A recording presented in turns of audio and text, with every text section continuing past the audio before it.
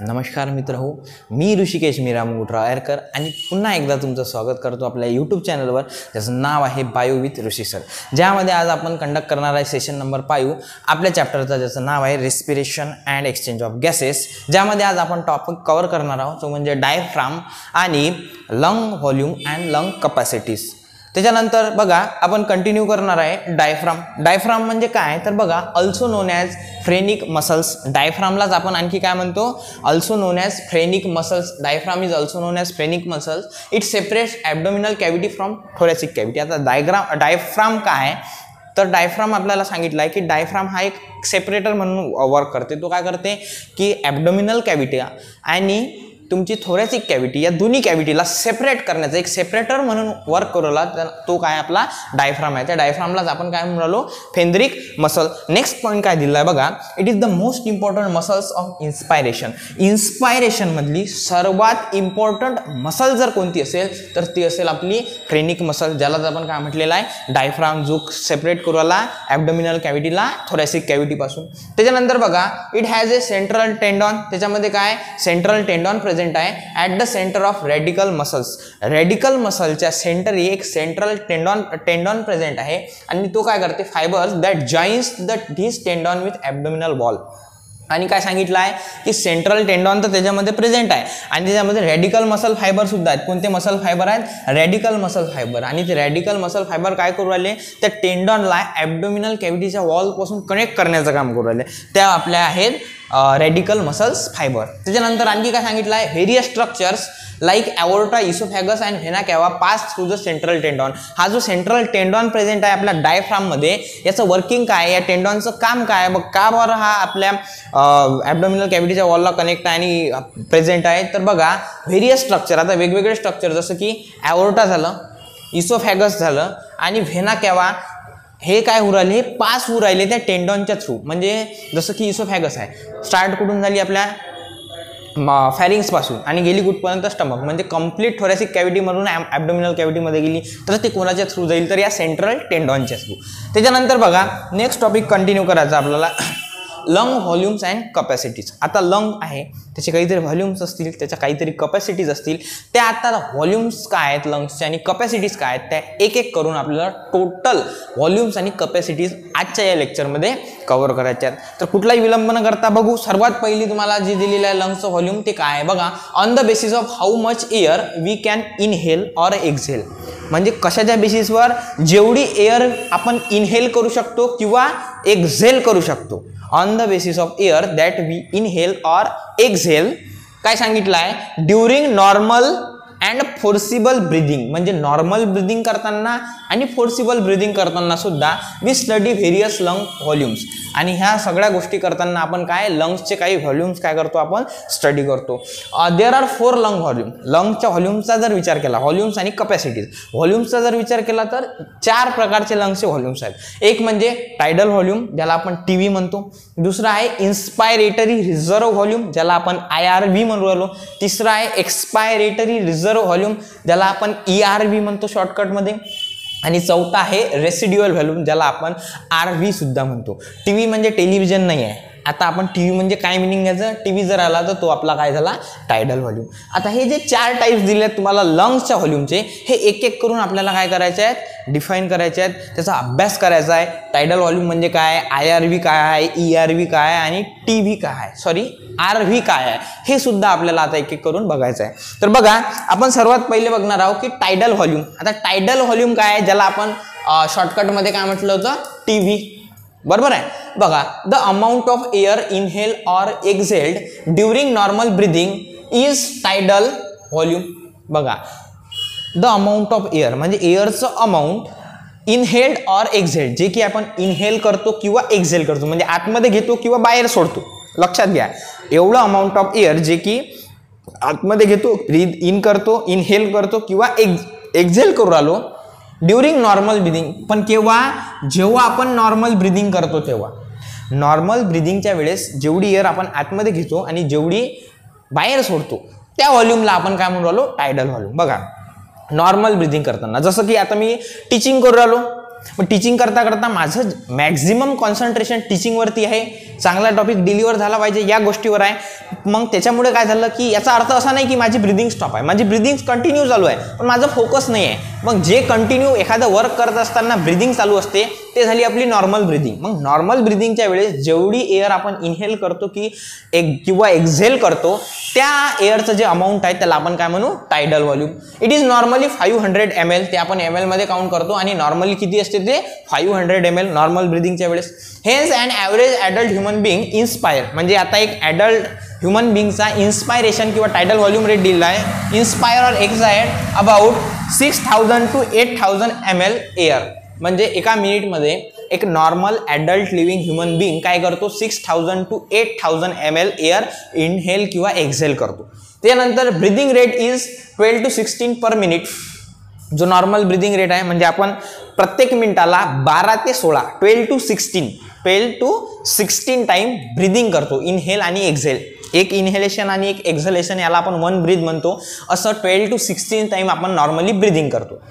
एक पॉईंट असा आहे की हे ॲडल्ट ह्युमन बिंगचा आहे. हा जो ब्रिदिंग रेट आहे हा कसाचा आहे, ॲडल्ट ह्युमन बिंगचा. जर चाइल्डमध्ये विचार केला तर हा जो ब्रिदिंग रेट असतो हाय असतो.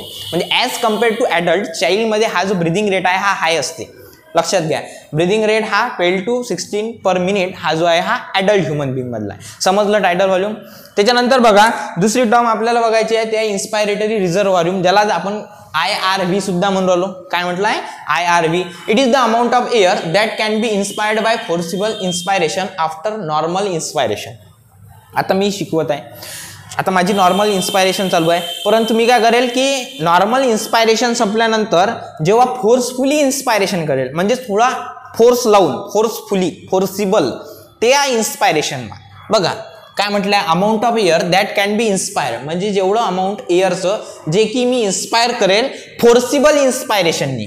कशाने, फोर्सिबल इन्स्पायरेशननी. आणि ते फोर्सिबल इन्स्पायरेशन कधी होईल, after normal inspiration. Normal inspiration झाल्यानंतर मी जेव्हा फोर्सफुली इन्स्पायर करील त्या अमाऊंटला मी म्हणेन इन्स्पायरेटरी रिझर्व्ह व्हॉल्यूम, ज्याला आपण काय म्हणू IRV.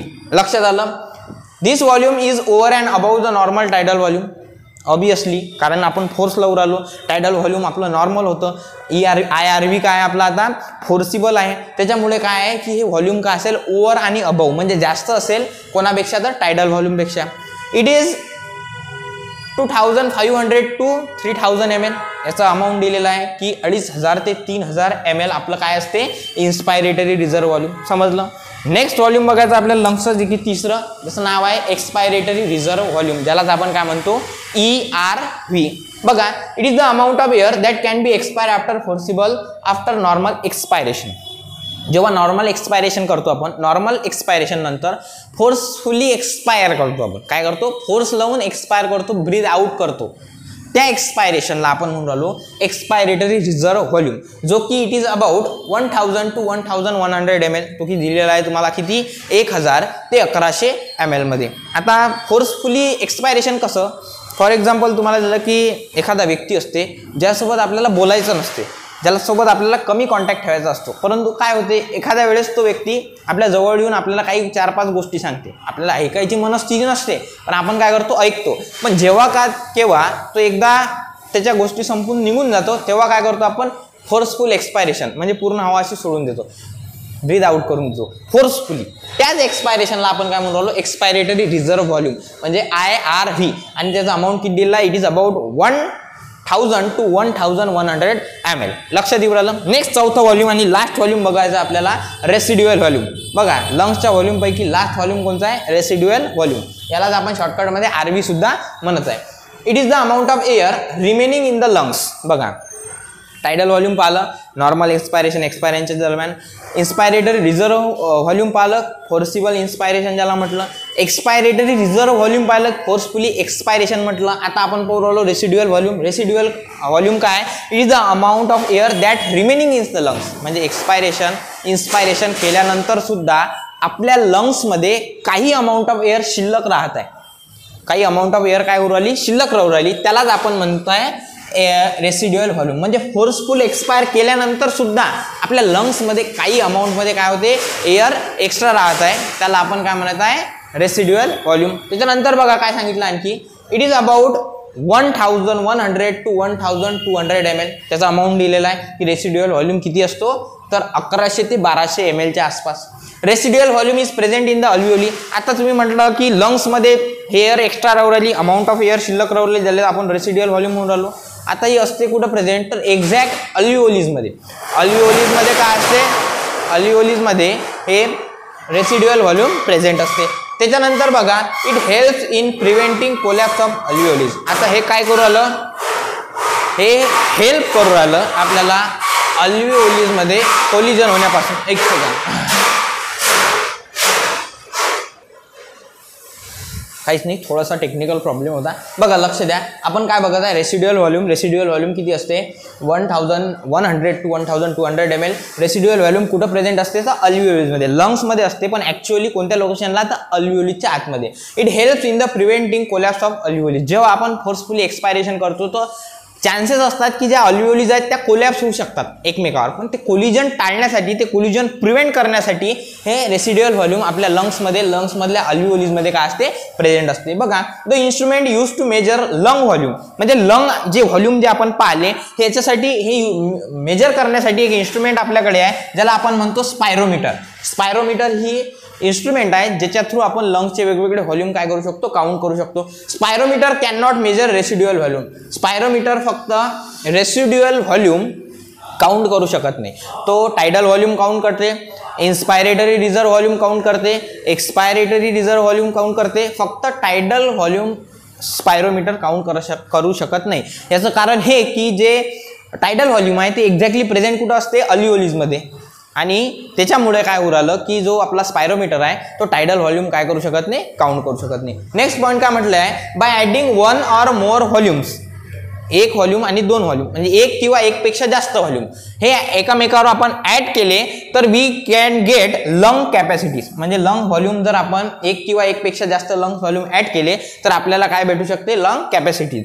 This capacity can be use for the clinical diagnosis. आणि ह्या ज्या लंग्सच्या वेगवेगळ्या कॅपॅसिटीज आहेत ते कशासाठी काउंट केले जातात तर lung क्लिनिकलच्या डायग्नोसिससाठी.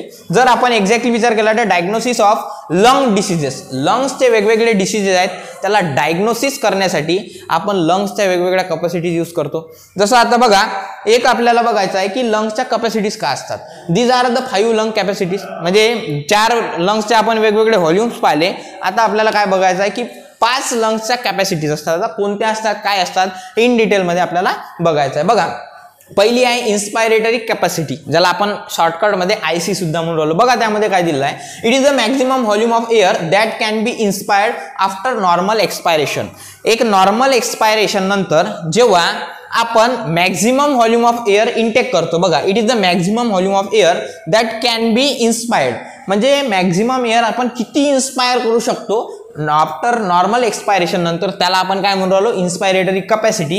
It includes TV and IRV. आणि याच्यामध्ये कोणत्या आपले व्हॉल्यूम्स ऍड होऊ राहिले, टायडल व्हॉल्यूम आणि इन्स्पायरेटरी रिझर्व व्हॉल्यूम. त्याच्यानंतर नेक्स्ट कॅपॅसिटी आपल्याला बघायची आहे एक्सपायरेटरी कॅपॅसिटी म्हणजे EC. आता EC काय, it is the maximum volume of air that can be expired, म्हणजे जे आपण एक्सपायर करू आलो आफ्टर नॉर्मल इन्स्पायरेशन नंतर. नॉर्मल इन्स्पिरेशन झाल्यानंतर जे मॅक्झिमम एअर आपण एक्सपायर करू शकतो त्याला आपण म्हणतो एक्सपायरेटरी कॅपॅसिटी. आता याच्यामध्ये काय काय इन्क्लूड होते, it includes TV and ERV म्हणजे टायडल व्हॉल्यूम आणि एक्सपायरेटरी रिझर्व व्हॉल्यूम याच्यामध्ये काय होऊ राहिले, इन्क्लूड होऊ राहिले. तिसरी काय फंक्शनल रेसिड्युअल कॅपॅसिटी, ज्याला आपण FRC म्हटलेलं आहे. आता फंक्शनल रेसिड्युअल कॅपॅसिटी काय बघा, it is the volume of air remaining, एक आहे एअरचं व्हॉल्यूम आहे remaining in the lungs after normal expiration नंतर. नॉर्मल एक्सपायरेशन झाल्यानंतर लंग्समध्ये जे रिमेनिंग एअर आहे त्याला आपण काय म्हटलेलं आहे फंक्शनल रेसिड्युअल कॅपॅसिटी. आणि हे काय काय कन्सिस्ट करते, लंग्स हॅव ERV आणि RV. याच्यामध्ये काय असते की इन्स्पायरेटरी रिझर्व व्हॉल्यूम आणि रेसिड्युअल व्हॉल्यूम हे कन्सिस्ट करत आहे. त्याच्यानंतर नेक्स्ट आपल्याला दिलेलं आहे फॉर व्हायटल कॅपॅसिटी. आता व्हायटल कॅपॅसिटी काय तर vital capacity it is the maximum volume of air that can be inspired after forcible inspiration. एक फोर्सिबल इन्स्पायरेशन झाल्यानंतर जे आपण मॅक्झिमम एअर इन्स्पायर करू शकतो. बघा काय सांगितलं आहे की it is the maximum volume of air that can be inspire. Maximum air जे आपण इन्स्पायर करू शकतो पण after forcible expiration. Forcible expiration झाल्यानंतर जे इन्स्पायरेशन आपण करू शकतो त्याला काय म्हणू शकतो, or it is the maximum volume of air. आणखी त्याला आपण काय म्हणू शकतो, it is the maximum volume of air that can be expired after forcible inspiration. Forcible expiration झाल्यावर नॉर्मल जे इन्स्पिरेशन आपण करू शकतो किंवा फोर्सिबल इन्स्पायरेशन झाल्यावर नॉर्मल इन्स्पिरेशन जे करू शकतो आपण त्याला आपण काय म्हणून राहिलो, व्हायटल कपॅसिटी. आता हे काय काय इन्क्लूड करते, IRV, त्याच्यानंतर TV आणि ERV म्हणजे इन्स्पायरेटरी रिझर्व व्हॉल्यूम, टायडल व्हॉल्यूम आणि एक्सपायरेटरी व्हॉल्यूम. लक्षात आलं. नेक्स्ट आपल्याला बघायचं आता टोटल लंग कॅपॅसिटी म्हणजे TLC, ज्याला आपण शॉर्टकट मध्ये काय म्हणू शकतो, TLC. तर लिहिलेलं नाही आहे, आपण लिहून घेऊ, टोटल लंग कॅपॅसिटी. लक्षात आलं. It is the amount of air present in the lungs. म्हणजे हे काय आहे की अमाऊंट ऑफ एअर जे की लंग्स मध्ये प्रेझेंट आहे पण केव्हा, after forcible inspiration. Forcible inspiration झाल्यानंतर लंग्स मध्ये ज्या अमाऊंट मध्ये एअर प्रेझेंट आहे त्याला आपण काय म्हणू राहिलो, total lung capacity. It includes IRV, TV, ERV आणि RV. हे काय काय इन्क्लूड करते, inspiratory reserve volume, tidal volume, expiratory reserve volume आणि रेसिड्युअल व्हॉल्यूम. चारही जे व्हॉल्यूम आहेत याच्यामध्ये कन्सिस्ट होऊ राहिली, ती अशी आपली टोटल लंग कपॅसिटी. लक्षात आलं. हे होतं आपलं. सर्वात आधी आपण डायफ्राम पाहिलं, त्याच्यानंतर वेगवेगळ्या लंग्सचे व्हॉल्यूम्स पाहिले आणि कपॅसिटीज पाहिल्या. याच्यामध्ये जर काही अडचण असली तर तुम्ही नक्कीच कमेंट सेक्शनमध्ये सांगा. बाकी काही प्रॉब्लेम असेल तर तुम्ही डायरेक्ट आपल्या कमेंट सेक्शनमध्ये तुम्ही क्वेश्चन टाकू शकता की तुम्हाला काही प्रॉब्लेम आहे सर, असा प्रॉब्लेम आहे. याच्याही व्यतिरिक्त काही प्रॉब्लेम असेल तर आपले 2 क्लासेस आहे, त्याच्यात 2 ब्रांच आहे. एक म्हणजे future leader coaching classes Telhara आणि दुसरी ब्रांच आहे आपली फ्युचर लीडर कोचिंग क्लासेस निंबाफाटा. तिथं येऊन तुम्ही मला भेटू शकता. बाकी काही अडचण असल्यास तुम्ही येऊन मला भेटू शकता. ठीक आहे.